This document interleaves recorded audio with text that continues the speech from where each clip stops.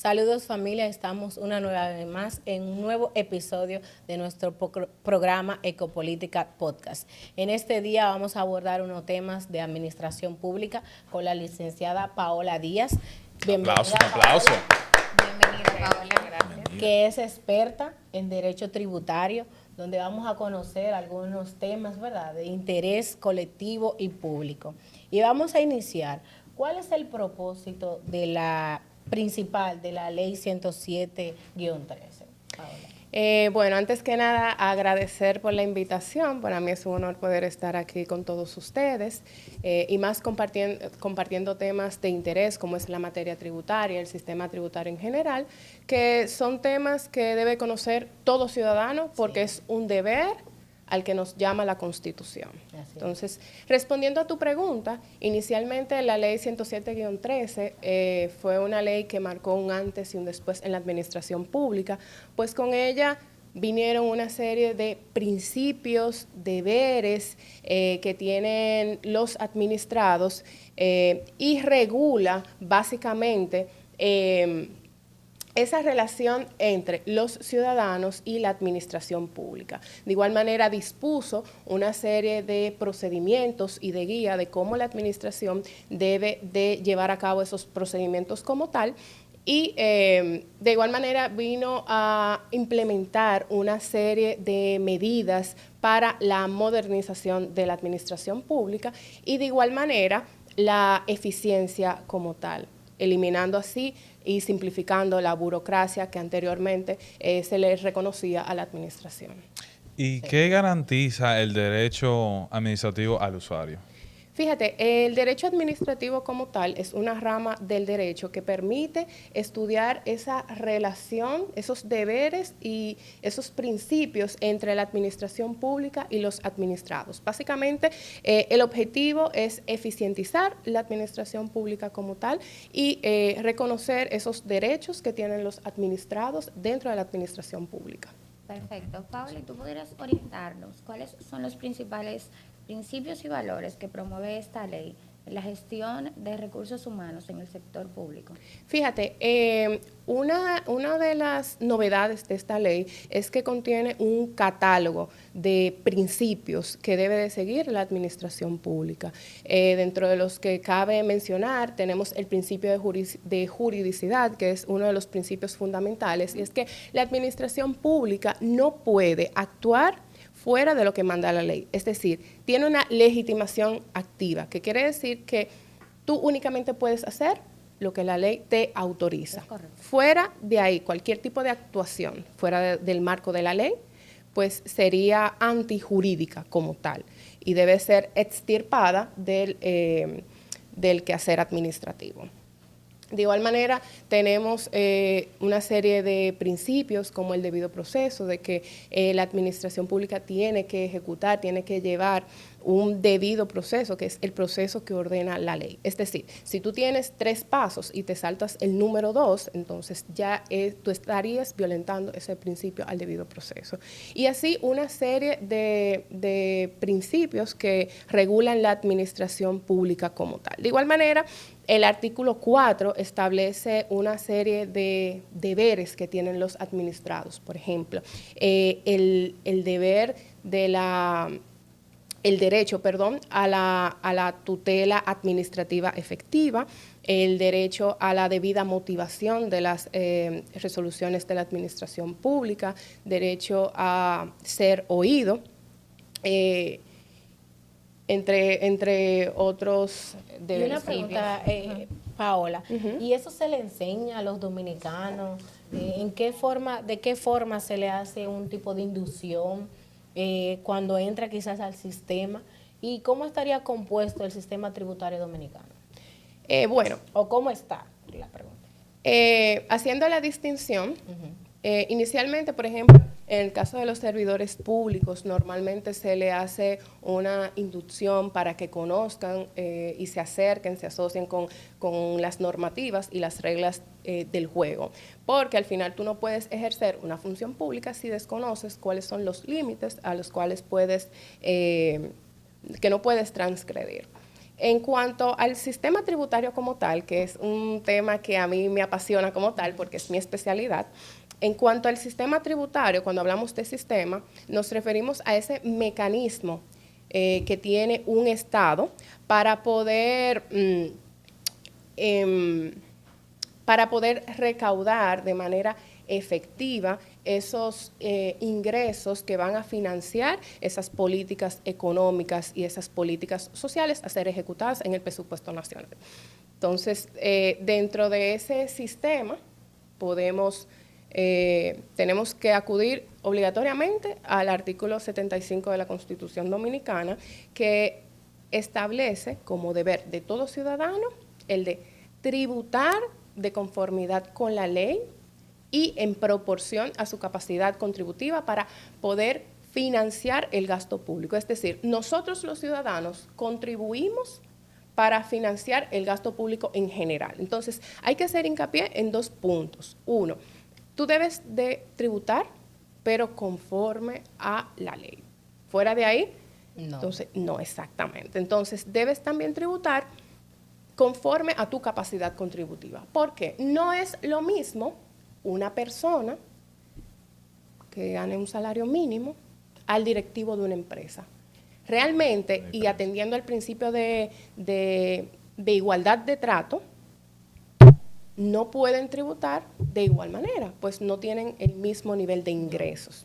Entonces, la normativa que hace crea un mecanismo de que todos aportemos, no en la misma medida, pero todos aportemos en base a nuestra capacidad contributiva. Como equidad. Exactamente. Entonces, bueno, yo quisiera preguntar, si yo como usuario, ponme un ejemplo, o sea, de vida real que lo entienda quizá, no, vamos a decir, no un colmadero ni un motoconcho, sino una persona que trabaja en una institución pública que tenga un salario de 35,000 pesos. ¿Cómo yo pusiera esta ley en función o cómo yo me manejaría en esa ley? Bueno, ¿qué yo hiciera? Dame un ejemplo así que todo el mundo pueda entender. Bueno, básicamente... Que me confundí. No era verdad. Bueno, básicamente todos aquí hemos sido empleados o somos empleados. En su momento... Desafortunadamente. Bueno, en su momento... Debíamos empresarios. Sí, ¿verdad? Nos adelantamos un poquito, pero en su momento, por ejemplo, tú estás llamado a contribuir en base a tus ganancias. Tu salario es una ganancia como tal. Entonces, tú eres una persona física, vas a aportar la renta, en este caso, ese descuento te lo hace tu empleador. Por eso es que como asalariado, al final tú no tienes que andar presentando declaración jurada, tener esa relación directa, por ejemplo, con la DGI. Porque ya de manera automática el empleador te hace esa deducción. Entonces, existe una tabla que parte de los ingresos anuales. Entonces, hay una parte que está exenta, ha sido exenta por la ley. Esa parte, en principio, no tributa, estaría exenta del pago de impuestos. Entonces, hay una tablita que es muy famosa, que es el 15, el 20 y el 25%. Dependiendo de dónde caiga tu nivel de ingresos, entonces tú vas a pagar o un 15%, o un 20% o un 25%, que es la tasa para las personas físicas asalariadas. Perfecto. Paola, esta sería, pondríamos como ejemplo una casuística. En caso de un contribuyente no estar conforme con la determinación de impuestos determinada por la DGI, ¿cuáles son las garantías judiciales que nos dicta esta ley para que el contribuyente pueda accionar en cuanto a eso? Excelente pregunta, y a mí me gusta bastante porque es uno de los procedimientos que más me gusta dentro de la materia tributaria. Básicamente, la administración tributaria tiene la facultad de poder determinar tus obligaciones tributarias, ya sea que tú la presentes tus declaraciones juradas, o en caso de que tú no la presentes, tiene la facultad de evaluar en base a las informaciones que tiene y determinar cuál es el porcentaje de impuestos que tú vas a pagar. Entonces, en esos casos, supongamos, la administración determina una obligación tributaria en tu cabeza. Y te dice, mira... ¿Por qué en la mía? Bueno, pues pongamos en el caso de una sociedad comercial. Entonces, esa sociedad comercial puede ser que no haya reportado, no haya declarado, o que haya reportado con ciertas diferencias con base a las informaciones que tiene la DGI. En esos casos, partiendo de la facultad que tiene DGI, puede iniciar un proceso de determinación. Se te notifica, mira, nosotros encontramos esta diferencia, ven a la administración y vamos a verificar. Entonces, ahí comienza un proceso de verificación, de validación, donde tú puedes aportar elementos probatorios, tú puedes aportar tu contabilidad y verificar si tienes o no razón o si tu declaración jurada se apega a tu contabilidad. En caso de que DGI, por ejemplo, considere que no es así, puede dictar una resolución de determinación diciendo, mira, la verdad que tú me declaraste tanto, pero yo considero que son más. Y en base a eso se genera una obligación de pago. Entonces, ya ahí, pues tú emites la resolución y esa resolución puede ser recurrida a nivel administrativa por un recurso de reconsideración. Paola, y vemos que en otros países quizás eso que se recauda se devuelve al contribuyente, ¿verdad? Entonces, me gustaría saber cómo se maneja la República Dominicana en este sentido, porque si bien es cierto, vemos que recaudamos, pero nunca hemos visto o hemos escuchado que el contribuyente se le retribuye eso que se recauda. Se quedan con los cuartos. Se quedan con los cuartos, no podemos estar. No podemos decir eso. No digamos se invierte. No. Claro. No, Se que invierte. se quedan con el dinero y no te lo devuelven, ¿sabes? Ok.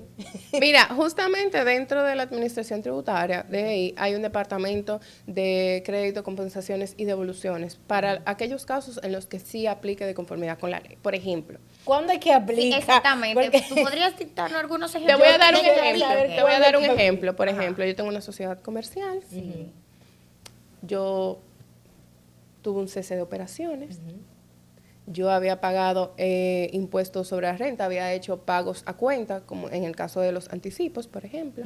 Son Pero anticipos. ya un cese de operaciones y yo tengo un saldo a favor. En ese caso, Pero ese es mi propio saldo. efectivamente. Entonces no es lo que prácticamente hemos recaudado quizás en el año entero. O me explico, ¿verdad? Porque, por ejemplo, si yo sigo trabajando y no tengo ese cese, entonces, ¿qué se me devuelve a mí? Nada. Nada. Bueno, es que al final tú estás Se quedó. contribuyendo Ok. al gasto público. Entonces, ¿Y lo que por qué en tú- otros países se devuelve? bueno, Exacto, haciendo una comparación ahí con el derecho comparado en otras jurisdicciones. en otros bueno, países, podemos ¿verdad? tener, puedo citar el ejemplo de los gastos educativos. No sé si ustedes han incurrido o si han aplicado. al Nunca he tema- aplicado, Yo he después aplicado. fue que Bueno. me di cuenta de eso. Tú sometes al momento de tú realizar cualquier tipo de gasto, por ejemplo, el colegio de tus hijos, materiales didácticos, libros, etcétera. Tú pides comprobante fiscal para crédito educativo y sometes esas facturas de comprobante fiscal y se te devuelve un porcentaje calculado con el impuesto sobre la renta. Eso es un caso, por ejemplo, donde se te devuelve el excedente. Yo, cuando me tocó pagar mi maestría, por ejemplo, yo anualmente me devolvían algunos 20,000 pesos. Wow. Voy a llevar mis Maestría, recibos. Dios Voy a llevar mis mío. recibos Ténganlo de la en Yo mente. pagué mi maestría. maestría y después fue que a mí me orientaron acerca de eso. O sea, yo perdí todo mi dinero. Qué ¿Lo puedo palo. recuperar? Bueno, lo que pasa es que al momento tú Sí, yo tenías tengo que mi pedir tu Ah, comprobante claro, fiscal, entonces ya eso... Mira, Paula, pero eso sería Fallo como una técnico. reposición, no una devolución. Sería, entonces se deduciría del impuesto sobre la renta. Nunca se devuelve. pero por ejemplo, puede ser cuando tú haces un pago de un impuesto que quizás no correspondía, puede ser. Eso puede ser un ejemplo. ¿Y cuáles son las obligaciones del contribuyente? Las principales. Mira, los contribuyentes como tal,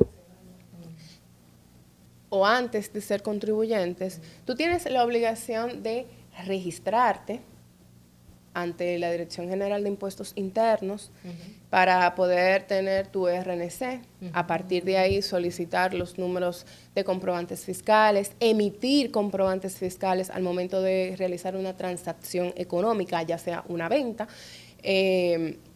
Tienes la obligación de llevar un registro contable de tus operaciones y de que ese registro contable esté disponible por un máximo de 10 años para que en caso de que la Dirección General de Impuestos Internos quiera ir a revisar, lo pueda hacer. Entonces, tiene que tener como esa disponibilidad para cuando se te requiera la verificación de tu contabilidad. Tienes que acudir a la administración siempre que te lo requieran. Es un deber y he visto casos donde la gente dice, pero es que, ay, me pusieron una multa. Dije, porque yo no fui. Señores, eso está en la ley. Siempre que la administración te llame, tú tienes que acudir. Si no, es pasible de ser sancionado mediante multa. Cabe destacar que la DGI es la dueña de los tribunales en las 3 instancias. Bueno. Por eso es que hay que educar a la población, que conozca ese tipo de información, porque si tú no lo conoces, por ejemplo, como yo, que se quedaron con ese dinero de mi universidad, de mi Lo invirtieron, maestría, lo invirtieron, que yo pagué, ¿verdad? Lo invirtieron, pues entonces hay que conocerlo. Y justamente eso es que ese es un punto a destacar. Sí. Muchas veces los contribuyentes caen en incumplimientos por desconocimiento de la normativa. Y yo creo que ese es el motivo principal por el cual yo estoy aquí, Exacto. para que conozcan Para que la cuáles población son. general pueda Claro, porque al conocerlo. final tú, cuando ejecutas una actividad económica, tú tienes que conocer las reglas del exacto. juego. Y creo que de Claro. eso viene lo que dije anteriormente, que hay muchas demandas en los tribunales y creo que es por el desconocimiento de la población. Desconoce absolutamente todo del tema tributario, del tema impositivo, entonces ahí vienen las demandas por parte de la Y yo creo que ya ha pasado, ya hay empresas, ya hay personas que han tenido consecuencias importantes en materia tributaria y de ahí ha comenzado una ola para documentarse, para saber cuáles son sus obligaciones y que eso no vuelva a repetirse. No, y de ahí vienen muchos profesionales del derecho trabajando,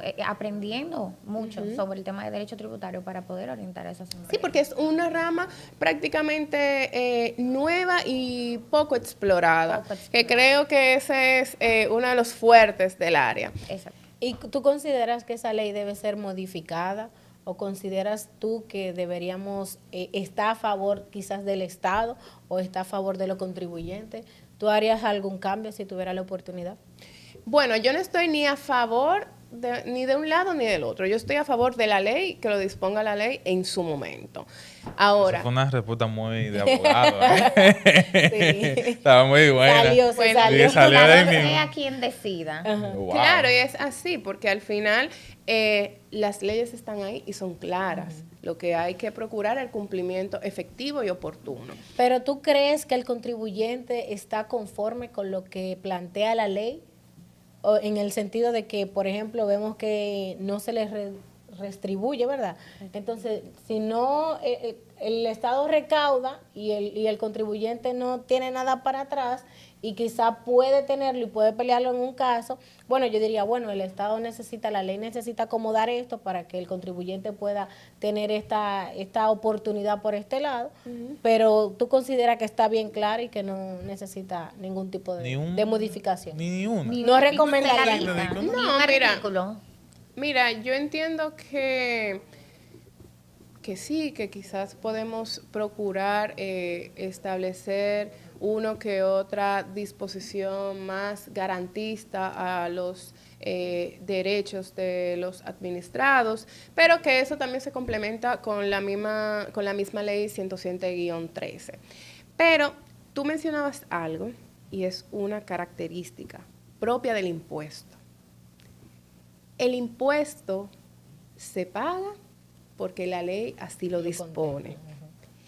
Su característica principal es que no existe una retribución directa. Ok. para las personas. O sea, tú pagas el impuesto para sustentar el gasto público en general. Y punto. Pero no es como la tasa, que cuando tú pagas una tasa, tú recibes, por ejemplo, una certificación para atrás. Y esa es una de la distinción que hay que hacer al momento de comparar tasa e impuesto. O sea, en una tasa tú tienes una retribución directa. En el caso de los impuestos, no. En el caso de los impuestos, yo lo veo como que la retribución es indirecta. ¿Por qué? Porque viene de allá para acá convertida en obras, convertida en gasto, el gasto público ya convertido. Tú ves, ya yo me siento un poquito más contenta. Ahora sí, yo con mucho gusto. No que lo quiten. no lo están invirtiendo en obras, porque yo no he visto. Me siento Bueno, mucho más contenta. Ya esos son otros Ya eso no está temas. fuera de la ley. No, correcto. no, hay que reconocer, por ejemplo, cuando tú vas en una circunvalación actualmente y tú ves eso, o sea, si Michelito están ahí, todo está bien. Por ejemplo, tenemos en Santo Domingo Este la avenida ecológica, que Ecológica, fue claro, inaugurada muy buena recientemente. obra, la hípica, Tenemos las Samaná. circunvalaciones. la de Eso sí. Samaná, La de Samaná, en tenemos verdad. la de Asua. Sí, la circunvalación. Los tirapiedras. Ay, Piedra Muy de Aso. buena, O sea, inversión Pero en la eso obra. meramente como ejemplo de la ejecución del gasto público. Pero efectivamente, al No, final... y con este dinero de la recaudación es también que se realizan los pagos para los empleados del Estado. Con Claro. esto es que se Claro. sustentan Ya. las Te instituciones. sientes mejor. Ya podemos Sin estar estas con... recaudaciones Que te lo lleven no se dos veces, pudiesen ¿verdad? hacer los pagos del personal que trabaja en el sector público. Efectivamente, y es como decía inicialmente, los impuestos sustentan el gasto público. ¿Cómo se financia el Estado? Sí. Por ingresos tributarios, Correcto. financiamientos, Ahí pero es entran meramente... los incentivos principales que le llegan al Estado. Eso es parte de... Fíjate, el tema de los incentivos ya es otro punto. El tema de los incentivos, y es importante hacer como una mención de por qué nacen, como su ley, como su nombre lo dice, procuran incentivar un sector, incentivos fiscales. exacto, mediante ciertas facilidades con el tema impositivo, con los impuestos en general. Entonces, tenemos incentivos fiscales, por ejemplo, con la ley de cine, que genera ciertos incentivos para promover y desarrollar el cine en la República Dominicana. Tú ves, esas Muy son buen cosas que proyecto. nosotros no lo sabíamos. No, Ustedes lo que la sabían. población No, no La yo audiencia no lo se sabía va a porque enterar a través son de las eso. mismas películas malas. Mira. Señores, Bueno, pero por algo se comienza.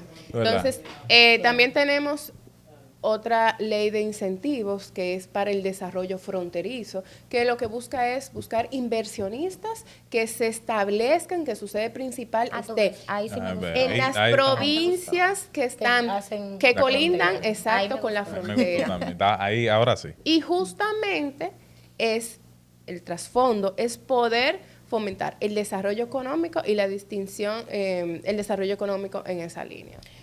señores, hemos aprendido de derecho tributario, Definitivamente. de verdad, de la ley 107-13. Paola me has ilustrado, de verdad que sí, y te agradecemos que haya estado con nosotros en este conversatorio, en nuestro programa Ecopolítica. Esperamos que en una próxima vuelva a darnos otra pequeña información para toda nuestra audiencia. Así que vamos a despedir a Paola. Hasta aquí nuestro episodio de hoy. Recuerda suscribirte, activar la campanita, darle me gusta y compartir. Esto es Ecopolítica.